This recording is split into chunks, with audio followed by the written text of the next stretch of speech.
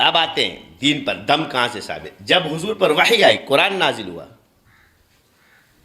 تو حضور عیادت کے لیے جاتے تھے، اور جس کے عیادت کی اس پہ دم بھی ڈالتے تھے. ابتدا کس سے ہوئی؟ دعوت کے بعد کیا ہوا؟ دم. اب اس دم کی مختلف شکلیں شروع کی. اب یہ دم رقیہ ہے، اس میں دم بھی ہے، سنت ہے. آپ علیہ السلام نے مختلف چیزوں پر دم فرمایا، پانی پہ دم فرمایا.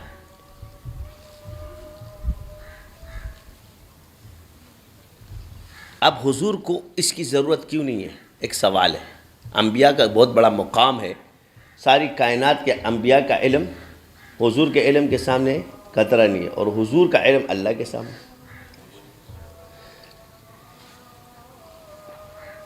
تو ایک مولوی صاحب کہہ رہے ہیں، میں نے کہا بات سنو، بسا چیزوں میں حضور کا کیا ہے اللہ تعالیٰ نے. تو میں نے کہا ایک حفظ ہے اور ایک علم ہے. حفظ منافع علم نہیں ہے، کوئی چیز بھول جانا منافع علم نہیں ہے، منافع حفظ ہے. یہ یاد رکھو. یعنی حفظ کے منافع کیا ہے؟ علم کے منافع نہیں ہے بھولنا، مگر حفظ کے منافع کیا؟ بھائی حفظ بھول گیا تو حافظ نہیں مانا جاتا، لیکن اگر بھول گیا تو عالم مانا جائے گا.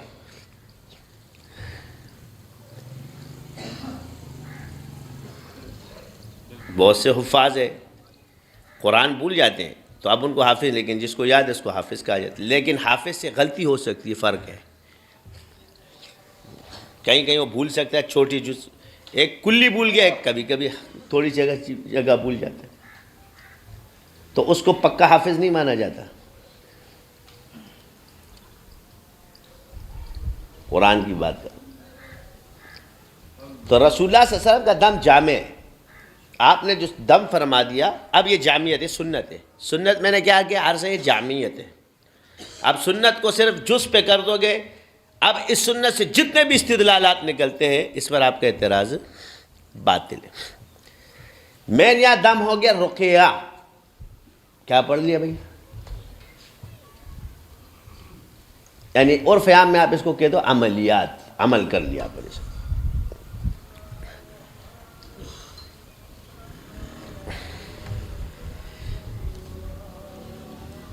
اب عرض کر دوں کہ اس دم تک پہنچنے کے لیے یہ سارے علوم سیکھے جاتے ہیں. ایک آدمی ایسے ہی دم ڈال رہا ہے، یہ نہیں ہے. حضور کا علم تو تمام کائنات کے علوم کے ساتھ ہے. ایسے دم ایسے تو اب میں دم کر رہا ہوں، میں جب مریض کو دم کر رہا ہوں تو مجھے پتا ہے کہ میں کیا دم کر رہا ہوں، کس چیز پہ دم کر رہا ہوں، اس کو کون سا مرض ہے، اس سے کیا چیز نکلے گی، جنات کی کون سی قسم ہے، جادو کی کون سی قسم ہے. لوگوں کو تو نہیں بتاتا نا، لیکن مجھے پتا ہے.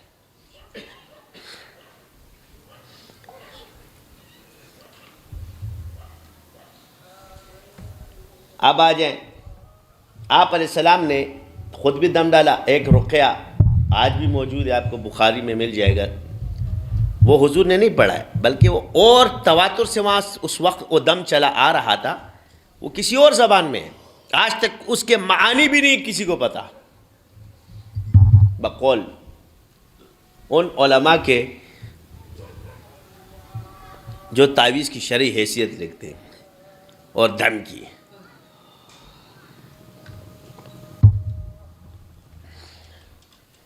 تعویذ کی صحیح شرعی حیثیت بھی اس کا مجتہد ہی متعین کرے گا. وہ مجتہد نہیں جو اس فن کا ماہر نہ ہو. اس شریعت اس کے ماہر کی جو اس کا ماہر ہوگا وہ متعین کرے گا کہ اس کا حکم کس درجے میں ہے.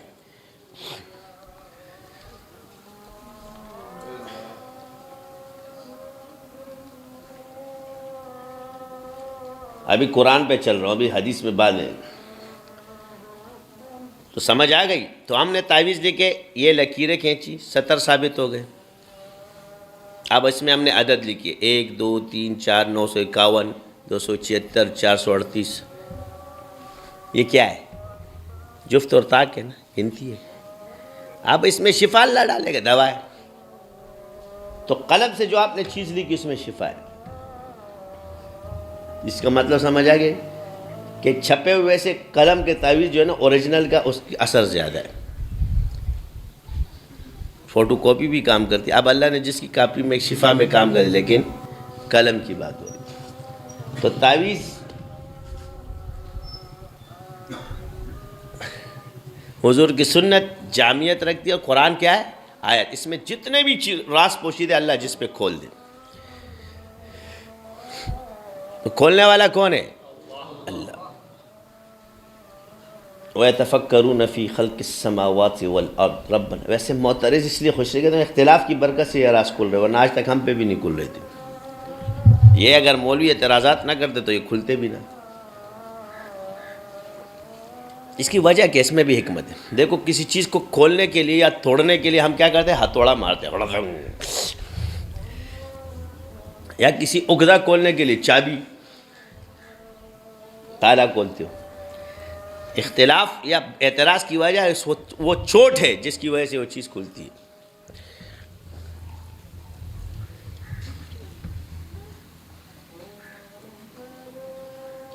تو آپ یہ کہو کہ جی ہر زمانے کے ہمارے آنے والے لوگوں کا کیا ہوگا، ان کے حالات ہم سے جدا ہوں گے. تو اب آج رسول اللہ صلی اللہ علیہ وسلم نے جب دم فرما دیا تو صرف حضور کا جو دم ہے، کیا حضور نے اس میں قرآن پڑھا تھا؟ اس وقت کیا دم پڑھا ہے؟ اور جو حضور جو دم ڈالتے تھے کسی کو پتہ ہے؟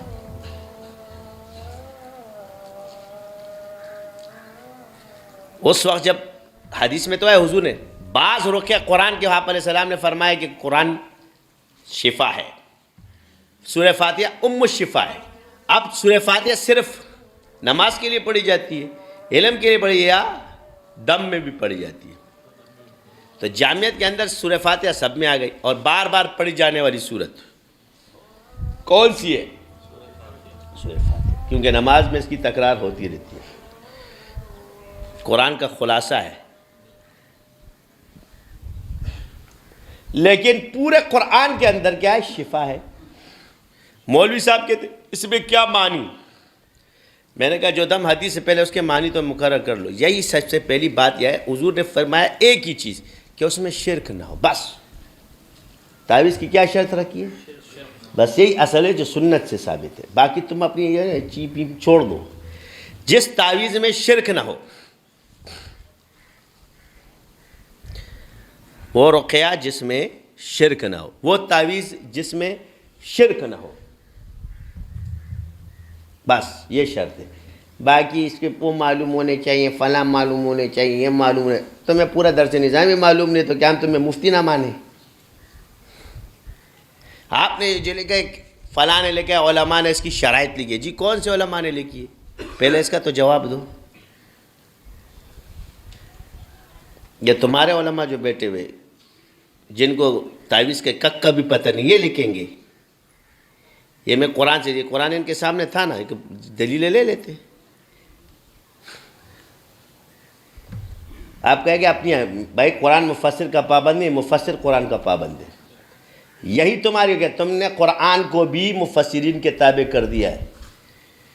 جو معنی انہوں نے کیا لیا ہے، بھلے اس لفظ کا معنی نکلتا ہو، مگر دیکھیں مفسرین نے کیا لکھا ہے. جیسے تمہارے مفسرین نے لکھا وَنُنَزِّلُ مِنَ الْقُرْآنِ مَا هُوَ شِفَاءٌ وَرَحْمَةٌ لِّلْمُؤْمِنِينَ میں کیا کہتے ہیں؟ اس سے روحانی بیماریاں مراد ہے. خود روح اور نفس کا پتہ نہیں لکھ دیتے ہو کتابوں میں.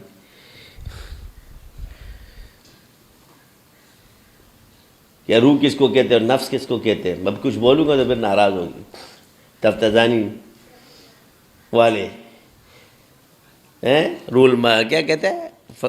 معرفت نفس میں کہتے ہیں روح اور جسم، روح اور جسم.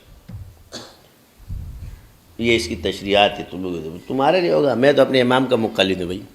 اب آ جاؤ کہ سب سے بڑی چیز ہے کہ ہم مسلکن بھی حنفی ہے اور عقیدتاً بھی میں حنفی ہوں. یہ تم لوگ جو بنے ہو بنے رہو، چاہے وہ میرا کوئی بھی بزرگ ہے، میں اکابرین ہوں یا کچھ بھی لکھا ہو، میں حنفی ہوں. باقی یہ عقائد کی کتابوں کا میں کیا جواب؟ میں ان کو شرح سمجھتا ہوں. یہ سارے شارح ہیں ان عقائد کے جس کو مجتہد نے لکھا ہے. غیر مجتہد شارح ہے اس عقائد کا جو مجتہد نے لکھا ہے. لہٰذا جتنے بھی ہے یہ شارح ہے، ورنہ پھر تو بیڑا غرق ہے تمہارا. ماتوریدیہ، ابو منصور ماتوریدی کی کتاب، یہ اصل نصفی ہے، نجم الدین نصفی نے لکھی ہے یہ عقائد کی کتاب، عقیدہ نصفی ہے۔ ماتوریدی کا کون سا عقیدہ ہے جو تم لوگ کھڑے ہو گئے؟ ابھی ابو منصور ماتوریدی، وہ امام کو پکڑو نا،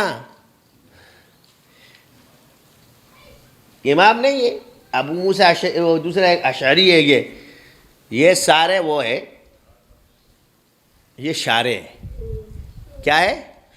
عقیدہ وہ یہ فقہ اکبر، اس کا امام طحاوی نے، پھر اس کے بعد یہ شرابی تک چل رہی ہے۔ اصل جو ہے الفقہ الاکبر ہے، ایمان منصوص ہے، یہ عقائد ہے، یہی فرق ہے اور کچھ نہیں۔ پھر اس کے بعد جس پہ جو شرح کلی وہ لکھتا گیا، ورنہ پھر ابن تیمیہ رحمۃ اللہ نے الگ لکھا ہے، المحند نے الگ لکھا ہے، بریلیوں نے الگ لکھے، غیر مقلدوں نے الگ لکھے ہیں، تو پھر تو عقیدہ تو ایک حال پہ ہوگا نا۔ یہ تھوڑے کہ ہر زمانے میں تمہارے عقیدے بھی چینج ہوتے رہیں گے۔ بڑی فقہ کیا ہے؟ وہ عقائد ہے، تو عقائد میں انکار سے بچو۔ تو تعویذ سمجھ آ گیا؟ تو اس سے یہ اشارے ہیں کہ سطروں کے اندر عدد لکھنا یہ نص کے خلاف نہیں ہے۔ سطروں کے اندر عدد لکھنا، سطروں کے اندر کوئی شے لکھنا، اب اور زبانوں کے اندر کیا شفا اللہ نے رکھی؟ بالکل۔ آپ علیہ السلام کے سامنے وہ منتر پیش کیا حضور نے، بھائی وہ زمانہ کیا تھا؟ جب حضور کی بعثت ہوئی تو کفر شرک تھا، لہٰذا ان کے رقیہ، ان کے تعویذات، ان کے تمائم سب شرک سے بری تھے، کیونکہ وہ اب حضور ہر چیز کو پرکھتے، کون سا تعویذ شرک نہیں ہے، کون سا دم شرک نہیں ہے، اس کی اجازت ہے، جو شرک ہوتا ہے اس کو منع فرماتے تھے۔ تمائم کیا تھے؟ یہ جو آپ مالا پہنتے ہو نا، تمیم اس کو کہتے ہیں، یہ ہندوؤں نے پڑھے نا، پنڈتوں نے، غیر اللہ جس میں کوئی چیز نہ پڑی جائے، بس کہ وہ لات منات عزا کے، کیونکہ اس کو خدا مانتے تھے، اس لیے جب اس کے اس سے پہنتے تھے یہ شرک ہے۔ اس کا یہ مطلب نہیں کہ وہ موتی شرک ہے، اس عقیدے سے جو پہنتے تھے تمائم وہ شرک تھا، اس عقیدے کے ساتھ جو تمائم لٹکاتے تھے وہ شرک ہے۔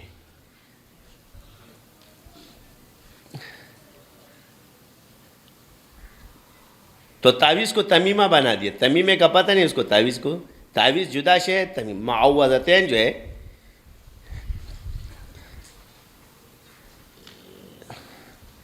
جا کے اس کا مادہ نکالو پتہ چل جائے گا نا۔ مولوی تو تم لوگ ہو۔ تعویذ کا مطلب کیا ہے؟ جو تمہاری حفاظت کرنے والی چیز ہے، سمجھ آ گئی؟ جس کے ذریعے تمہاری حفاظت کی جائے، بس یہ تعویذ ہے۔ کہتے ہیں نا حفاظت کے لیے کیا ہے؟ تعویذ دے دو، یعنی حفاظت کی چیز دے دو۔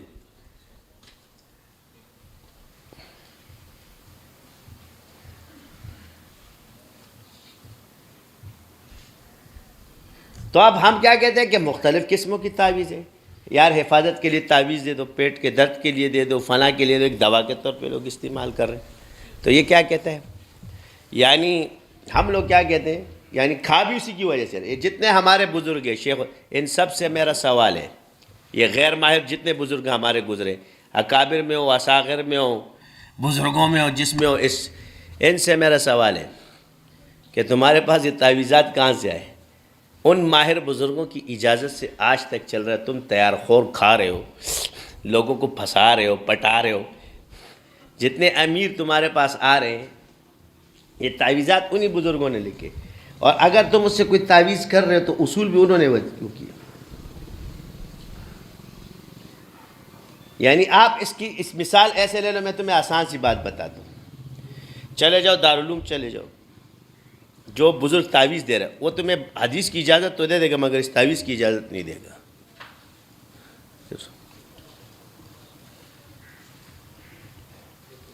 ابھی تو یہ شاذلیوں کی برکت سے سارے میدان میں آ گئے۔ ایک ہے عمومی تعویذ، ایک ہے خاص، یہ یاد رکھو فرق ہے اس میں۔ اگر خاص تعویذ کی اجازت تم لوگ لے آئے نا تو میرا نام بدل دینا۔ اس کو ایسا چھپا کے مولوی نے رکھا ہوتا ہے. تو مولویوں کی حرکتیں مجھے پتہ ہے. یہ سلسلہ اس کو برداشت مجال ہے تو میں دے. بخاری کی حدیث 1000 لوگوں کو دیں گے. کتنے طلبہ پڑھ رہے ہیں؟ سب کو دے رہے، مگر اس تعویذ کی اجازت نہیں دیں گے. نہیں آپ شرک ہو جائے گا.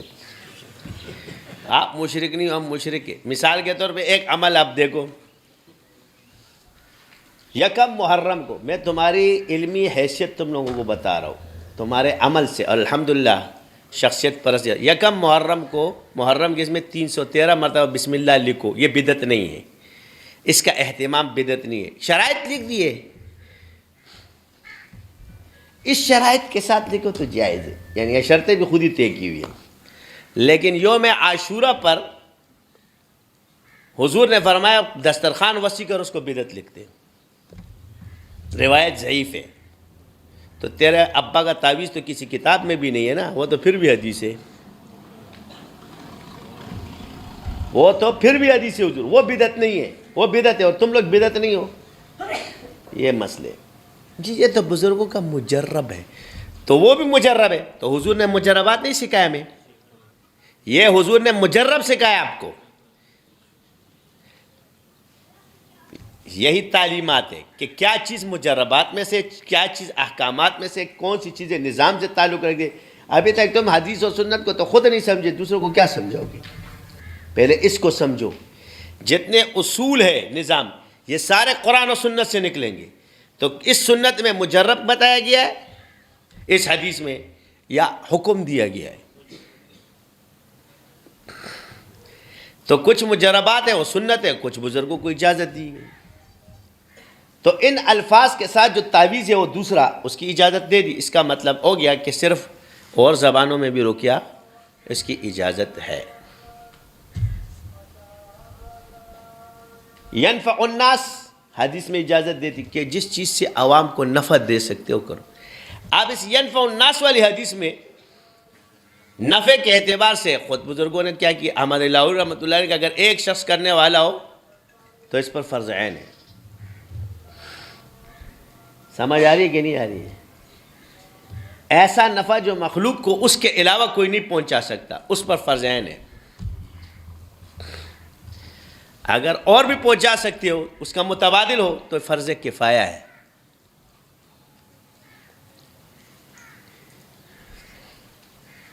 سمجھ آ رہی ہے یا نہیں آ رہی؟ یہ تفسیر میں نے نہیں کی اس روایت پہ، یہ حضرت لاہوری رحمۃ اللہ علیہ نے کی. جا کے پڑھ لو.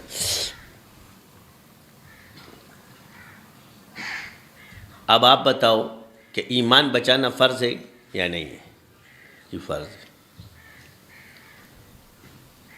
تو جس چیز سے لوگ مشرک بن رہے، کافر بن رہے، گمراہ ہو رہے بقول تمہارے، اور وہ گمراہوں کے پاس جا رہے، اس کے لیے آپ نے کیا سدباب کیا؟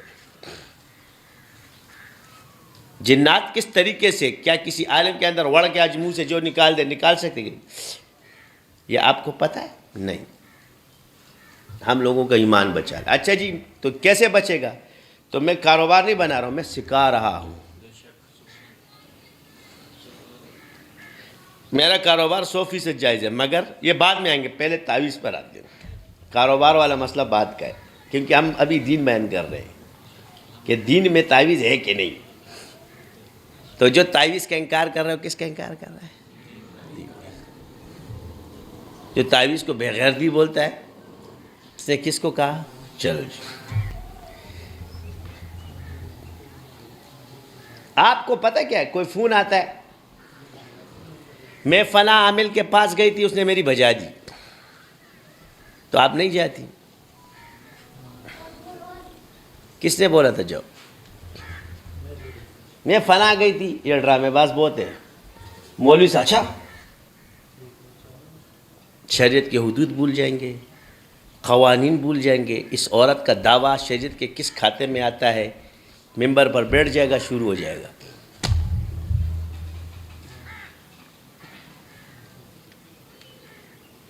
آگے سے کہیں گے جی تمہاری ماں بہن بیٹی کے ساتھ ہوتا تو کیا ہوتا؟ بھائی تو کیا میری ماں بہن بیٹی کے لیے شریعت بدل جائے گی؟ اگر میری ماں بہن بیٹی بھی میرے انکار شریعت کا سبب بن رہے تو ایسی ماں بہن بیٹی کا میں ہزار ڈالوں.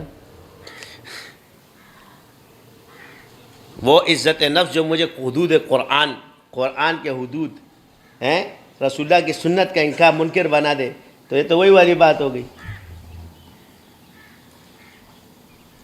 آپ ممبر و محراب پہ بیان کر رہے ہو، چلو کسی خاطر، تم نے دیکھا ہے آپ اس کے شرعی گواہ روتے ہو.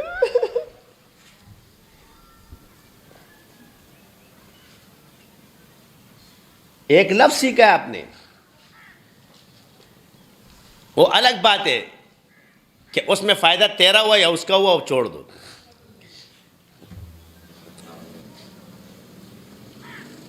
بیڑا تو غرق تو نے اس کا کر دیا، تیرا تو فائدہ ہو گیا نا. اب مظلوم بھی بن گئے،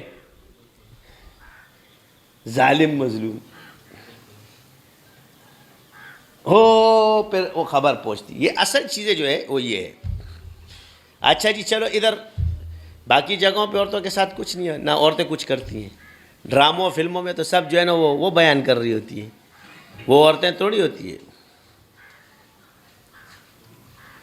تو جی آپ یہ کیوں کرتے؟ اس کے بغیر یہ کام نہیں چلتا.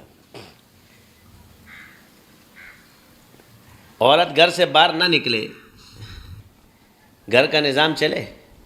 مرد، اب شک تو تم لوگوں نے رکھے، جس چیز کی وجہ سے آپ انکار کر رہے ہو تو تم حدود اللہ کا بھی منکر ہو گئے ایک عورت کی وجہ سے. حضور نے فرمایا کیا ہے؟ اب پھر عورتیں ناراض ہوں کہ تیرا اور بیان تو کچھ ہوتا ہی نہیں. عورتوں میں عورتوں کی تعریف کر رہا ہوں. النساء حبائل الشیطان، عورتیں کیا ہے؟ رسیاں ہیں. کس کی؟ اب مثال اب آ گئے نا تیرے، وہ رسی آئی تیرے گلے میں پڑی، تو حدود اللہ کا منکر، تو اس کو میں تیرا گواہ توڑی ہوں، جا بھائی. جبر کس کو کہتے ہیں؟ جو تیرے گھر میں ٹیٹیاں لے کے گھسے، اس کو کہتے ہیں جبر. اس کو جبر نہیں کہتے کہ تم برقع پہنو، خود آرام سے سکون سے چلے جاؤ ادھر. میں نے تو اعتبار کیا تھا، بڑے اعتبار کے لیے نکلے تھے، 100 شیطان ساتھ لے کے آتے، اعتبار کر کے نکلے.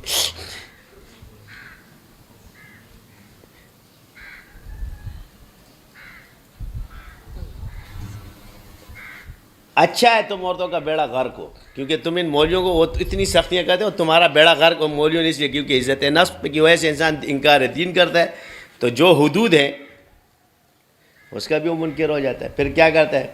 تو مظلوم پھر تم بنتے، بھائی تمہیں پیٹے گا، ابا تمہیں بتاؤ ہے اب اپنے لوگوں کو، شوہر پھر تمہیں پیٹے گا. یہ بڑے مظلوم بن کے اپنے عیب بتا دیتے ہیں معاشرے میں. مظلوم سب سے زیادہ اس وقت شروع میں سب تمہیں کہ ہو بڑا ظلم ہوا تھا، مزے لے لے کے پھر کہتے ہو، پھر بعد میں ہنستے ہیں. کیا کرتے ہیں؟ پھر اسی عورت کا مذاق اڑتا ہے. پہلے لوگ ہوتے ہیں، پھر نفرت کے، تیرے اندر کچھ ہوگا نا. پہلے کیا کرتے؟ مظلوم بنتے، بڑا ظالم ساتھ ہے، مزے لے رہے تھے. جیسے اس کا ظلم ہو، کل وہ لڑائی جب ہوتی ہے آپس میں، تو تھی ایسی نا، ایسے تھوڑی اس نے تمہارے ساتھ کچھ ہوگا، تو تھی ایسی نا.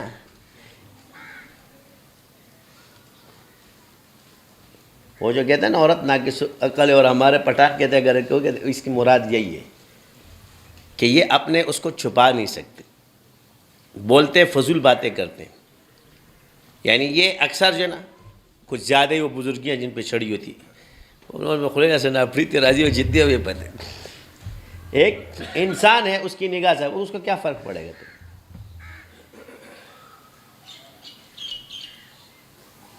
تو گناہ کی وجہ سے یا کسی کے بولنے کی وجہ سے انکار دین مت کرو. اس کو پہلے پیمانے میں فرق ہو کہ اللہ تعالیٰ نے اس کے لیے کیا بنا. اب مثال کے طور پہ ہم نے ساری چیزیں چھوڑ دی. جتنے علماء صلحاء یا کیا ان کی خطائیں یا ان کے گناہوں کی وجہ سے ان کی نسبتیں خارج ہو جائیں گی، وہ اللہ اس کا معاملہ ہے. تم کسی کی نسبت کو نہ خارج کر سکتے ہو کہ کسی گناہ پر نہ اس پہ، بس جو حکم ہے اس کی بات کرو. اب رہا کہ تم کر کسی نے کہا جی گناہ، تو یہ حدود اللہ کا ہے. کیا ہے؟ تو تم نے جو سنا اس کے 4 گواہ تمہارے پاس ہیں؟ نہیں ہے.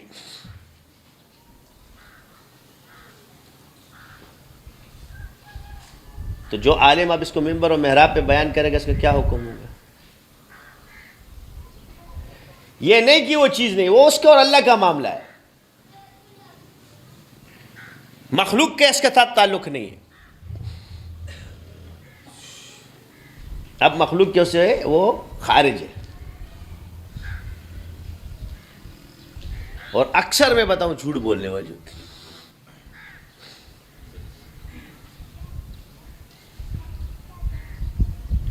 میں نے خود بھی بولا ابھی یہ مظلوم ہو گیا تھے.